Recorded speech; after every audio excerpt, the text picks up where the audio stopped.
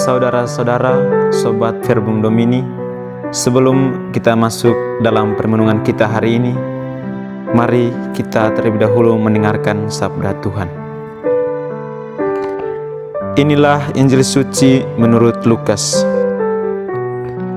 Karena tidak ada pohon yang baik yang menghasilkan buah yang tidak baik, dan juga tidak ada pohon yang tidak baik yang menghasilkan buah yang baik.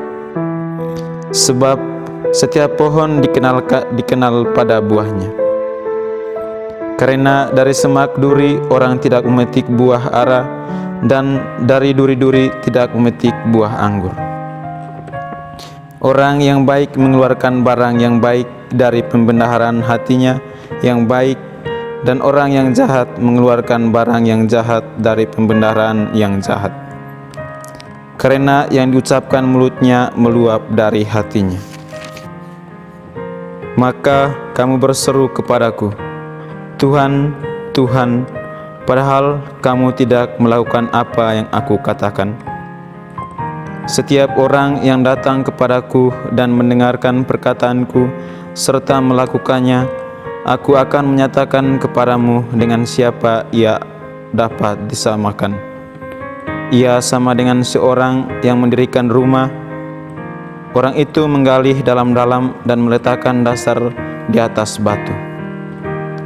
Ketika datang air bah dan banjir melanda rumah itu tidak dapat digoyahkan karena rumah itu kokoh dibangun. Akan tetapi, barang siapa mendengar perkataanku tetapi tidak melakukannya, ia sama dengan seorang yang mendirikan rumah di atas tanah tanpa dasar. Ketika banjir melandanya, rumah itu segera rubuh dan hebatlah kerusakannya.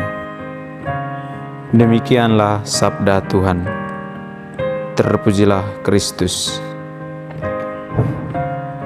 Selamat pagi dan salam jumpa kembali dalam edisi Verbum Domini hari ini.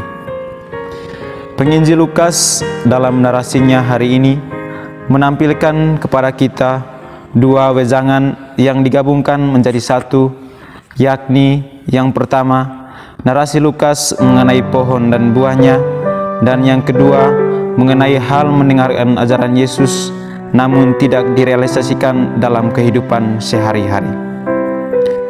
Tetapi dalam permenungan saya, kedua ajaran Yesus ini memiliki hubungan yang erat apabila dijalankan dan direnungkan secara bersama.